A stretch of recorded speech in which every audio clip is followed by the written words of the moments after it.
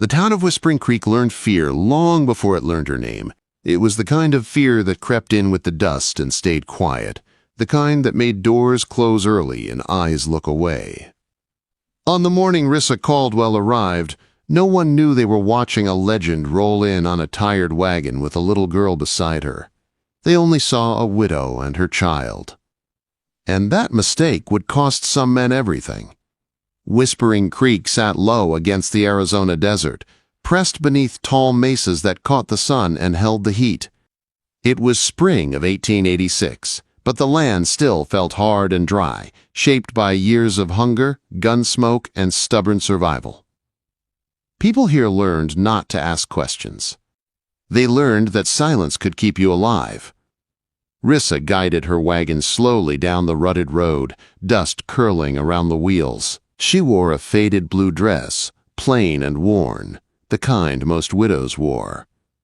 Beside her sat her daughter, Leah Caldwell, only 10 years old, quiet and watchful. The child's eyes moved carefully, counting buildings, doors, people. She did not fidget. She did not smile. She observed. Those who noticed the pair remembered 2 things. First, the calm way Rissa held the reins, steady as stone. Second, the long wooden case she never let out of her reach. It rested under the seat, polished smooth by years of careful handling. Sheriff Breck Tanner stood outside his office and watched them enter town. He had worn the badge for 8 years and trusted instincts more than paperwork. There were 2 kinds of newcomers, he believed, those running from trouble and those bringing it with them. Mrs. Caldwell felt like both. Edith Merrow, who ran the town's boarding house, offered them a room that same afternoon. She was kind but observant, a woman shaped by loss and survival. She noticed how Rissa always chose chairs with a clear view of doors. She noticed how Leah mirrored her mother, standing where she could see everything. Most of all, Edith noticed Rissa's hands. Scarred. Calloused. Not the hands of a woman who only cooked and cleaned. Within 2 weeks, Rissa bought an old cabin 3 miles beyond town, tucked near the foothills. She paid in gold coins, counted clean and exact. She worked the land with quiet skill, reinforcing walls, building a coop, planting food with the patience of someone planning to stay alive a long time. People began calling her the quiet widow. Leah took her place in the small schoolhouse. Her teacher remarked on the child's sharp mind, her ability to judge distance and space. Rissa only nodded when told. Her father was the same, she said softly, and left it at that. The town saw only what Rissa allowed them to see. They did not see her studying wanted notices. They did not see the tools she bought in small amounts. They did not see how she marked trails in her mind, or how she trained at dawn far from curious eyes. Whispering Creek believed she was harmless. The desert knew better. By early summer, word traveled ahead of trouble.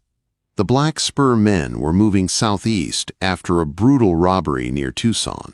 Their name carried stories of burned towns and broken families. Sheriff Tanner felt the weight settle into his bones. When Rissa read the notice at the Mercantile, she lingered longer than usual. Her face did not change, but something behind her eyes sharpened. That night, she prepared. She laid out clothes for Leah, added an extra layer beneath. She slipped a compass into her daughter's pocket, a folded paper with instructions written in careful hand, and a silver whistle on a chain. Leah accepted it all without fear. They had practiced this before. Men are coming who do bad things, Rissa told her gently. But they won't hurt you if I can help it. Later, when the cabin was quiet, Rissa opened the hidden compartment beneath her trunk. Inside rested a custom Colt revolver with pearl grips, an ammunition belt, and a leather-bound journal filled with notes and names. The quiet widow disappeared in that lamplight. What remained was focus, cold and precise. Morning brought tension. Townsfolk gathered supplies. Shutters closed. Rissa and Leah rode into town as if for errands, but Rissa's eyes read the ground. Fresh tracks. Too many. Too early. At the Mercantile, a stranger leaned against a post, watching the street. A scout. Moments later, 3 riders entered town. Their spacing, Their posture, their hands near their guns, spoke louder than words. Laya tugged once at her mother's skirt. "The signal." "Those men are not passing through," Risa said quietly to the sheriff. "They are here." Recognition stirred in Breck Tanner's mind. Old stories from New Mexico, a woman shooter. Fast. Unmatched. Gone after her husband was murdered. Before he could ask, Rissa knelt in front of her daughter. "It's time now," she said softly. Laya nodded and slipped away through the back, calm as breath. Rissa straightened. The mask fell away. "Sheriff," she said, her voice steady and commanding. "I need 3 minutes and a distraction." Breck Tanner realized then that Whispering Creek had never been undefended. It had only been waiting. And somewhere in the street outside, the Black Spur men made the worst mistake of their lives. The first sound of gunfire did not come from the center of town. It came from behind the livery stable, sharp and sudden, the crack echoing off wood and stone. It was Sheriff Breck Tanner's signal, exactly on time. Horses reared. Men shouted. Heads turned toward chaos. And in that narrow slice of distraction, Rissa Caldwell moved. She slipped through the side of the mercantile like a shadow, boots touching dirt without sound. The calm widow was gone, her back straightened, her steps light and deliberate. Every movement carried purpose. She crossed behind buildings, keeping to blind spots she had memorized months earlier. To anyone watching from the street, she had vanished. Caleb Voss was the first to die inside. He never saw her coming. One clean shot from 10 paces struck him through the chest as he rounded the corner behind the saloon. He dropped without a sound, surprise frozen on his face.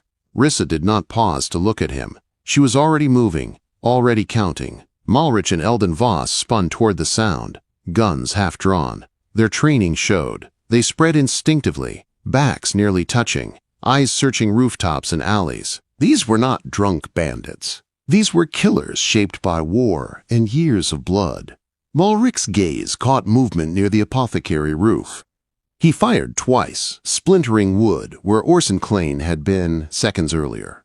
Orson rolled, heart pounding, rifle clutched tight, remembering every word Rissa had drilled into him. Move once, then disappear. The street erupted into panic. Townsfolk scrambled indoors. Windows slammed. Only the sheriff and a handful of men remained visible, holding positions exactly where Rissa had placed them weeks before under the excuse of quote, quote, quote, quote, quote, quote, quote, quote, quote, quote. What looked like fear was discipline. Rissa climbed the narrow ladder behind the blacksmith's shop and took position on the low roof. From there, she saw everything. Angles lined up in her mind like marks on a map. Distance, wind, light. She breathed once and fired. The bullet shattered the hitching post inches from Eldon Voss's hand. The crack echoed like thunder. Eldon cursed and jerked back, more shaken by the precision than the near miss. Malrich froze, eyes narrowing. He knew that shot, knew the message behind it. "That's her," he muttered. "Quicksilver." Rissa stepped into view, revolver steady, her presence cutting through the chaos like steel. "Tell your men to drop their guns, Malrich," she called. "You already lost one. You don't have to lose more." Malrich laughed, but there was strain beneath it. "Kate Caldwell," he said, loud enough for all to hear, hiding as a widow now. "That's how legends end?" "Legends end when they choose to," Rissa replied. "You're standing in a town that knows how to defend itself. You're outnumbered and outplanned." Eldon Voss shifted, eyes darting. He fired at the roofline. Rissa answered instantly. Her shot tore his hat clean off, spinning it into the dust. Gasps rippled from behind shutters. The street went silent. "She hasn't missed yet," someone whispered. Sheriff Tanner stepped forward, gun leveled. "Drop them. Now." For a heartbeat, Malrich weighed his options. Pride warred with survival. Then, slowly, he smiled. "You always were fast, Kate. But fast doesn't stop what's coming." Before anyone could react, he whistled sharp and loud. From the far edge of town, 3 more riders appeared, guns raised. Black Spur scouts, late to the party. Rissa did not flinch. She fired twice in quick succession. One rider fell from his saddle, leg shattered. The other 2 dove for cover as rifle fire erupted from windows and rooftops. Whispering Creek answered as one. The town was no longer prey. Smoke filled the street. Shouts echoed. Wood splintered. Rissa moved positions fluidly, never firing from the same place twice. She shot to disable, to pin, to control. Each bullet had a purpose. Her mind stayed cold and clear. Malric retreated behind the well, firing blindly. Eldon ducked into the stable, rage written across his face. He kicked open a stall and grabbed a rifle, hands shaking not from fear, but fury. He had lived in his brother's shadow too long. This was supposed to be his day. Inside the apothecary's cellar, Leia sat beside Edith Marrow, hands folded, listening. The sounds above did not make her panic. She counted breaths, just as she was taught. She trusted her mother the way some children trusted the sun to rise. Back on the street, Sheriff Tanner took a bullet through the sleeve, the fabric tearing but skin spared. He gritted his teeth and held position. Orson Clean fired again from a new angle, dropping the last scout's horse and sending the man scrambling. Rissa saw Eldon's movement through the stable window. She knew his type. Impatient, angry, dangerous up close. She slid down from the roof and vanished into the alley. Eldon burst from the stable seconds later, rifle raised, eyes wild. He never heard her steps behind him. The revolver pressed into his spine was cold and final. "Drop it, Eldon," Rissa said quietly. He froze. Slowly, he let the rifle fall. Sweat ran down his temple. "You think this ends it?" he hissed. "You think killing us fixes anything?" She shoved him forward toward the post where she had rope ready. "It fixes today," she replied. "Tomorrow will take care of itself." She bound his hands tight, efficient and practiced. No anger, no triumph, just control. A scream cut through the street. Malric had broken cover, charging toward the livery, gun blazing. Rissa turned, already moving. She met him in the open. The 2 locked eyes across 20 paces of dust and smoke. The town seemed to hold its breath. "You should have stayed hidden," Malric snarled. "I did," Rissa said, "until you came for my child." He went for his gun. Rissa was faster. The shot took his hand clean through. Bone snapped. The revolver fell. Malric dropped to his knees, screaming, clutching the ruin of what had once made him feared. Sheriff Tanner and 2 townsmen rushed forward, guns trained. Eldon stared in disbelief from where he was bound. The legend had fallen, not with a kill, but with mercy sharpened to punishment. "It's over, Sheriff," Rissa said calmly. But she knew better. As the Voss brothers were dragged toward the jail, Rissa scanned the horizon. Too quiet. Too much dust to the southeast. The rest of the Black Spur men were still out there. She knelt in front of Malric, meeting his glare. "Where is your main force?" He laughed through pain. "You're too late. They're already moving." "Then we'll move faster," she replied. That night, Whispering Creek did not sleep, and neither did Rissa Caldwell. Night fell hard over Whispering Creek, not with peace, but with work. Lanterns glowed behind shuttered windows. Men rotated watches. Women packed bandages and water. Children were kept close and quiet. The town no longer pretended danger might pass it by. It prepared to meet it. Rissa stood in the sheriff's office, sleeves rolled, revolver resting on the desk beside Malric Voss's discarded gun. The wounded outlaw sat slumped in a cell, his hand wrapped thick, his pride bleeding far worse than flesh. Eldon Voss glared from the neighboring cell, fury simmering behind his eyes. Caleb's body lay covered behind the stable, a reminder that choices carried weight. "They will come looking for them," Sheriff Tanner said, voice low. "By morning at the latest." Rissa nodded. "I know. That gives us time. Not much, but enough." She laid out the map she had drawn months earlier, charcoal lines showing trails, ridges, choke points. She had never hoped to use it. Hope had nothing to do with survival. "We don't fight them in town," she said. "We break them before they reach it." "And how do we do that?" Orson Clane asked, wiping blood from his cheek. "By killing their reason to come," Rissa replied. "Fear holds gangs together. Take that away, and they scatter." Her plan was simple and ruthless. They would convince the remaining Black Spur men that their leaders were gone and their future was empty. Lies would do what bullets could not. Before dawn, Eldon Roar rode out with Malrisha's letter, written under Rissa's watchful eye. It spoke of regrouping far south, near the border, away from Whispering Creek. It promised reward. It carried authority. The lie was good, because it carried truth beneath it. By mid-morning, scouts confirmed the Black Spur camp had broken. Men rode south, chasing a future that no longer existed. Sheriff Tanner sent word by telegraph. Rangers would be waiting. Only Eldon Voss remained. He escaped before noon. The jailer found the bent bar and the blood on the floor. A knife had been hidden in a boot heel. Eldon Voss did not limp when he fled. Rage carried him faster than pain. Rissa felt it in her bones the moment Tanner told her. "He won't run far," she said. "Not him. He'll come back. For me. For my daughter." Whispering Creek did not argue. They armed. They watched. They trusted her. 3 days passed. Then the whisper came. A drifter in Bisbee. A scarred man asking questions. Paying in silver. Rissa packed before nightfall. Winchester. Ammunition. Water. No wagon. No delay. "I'm hunting him," she told Tanner.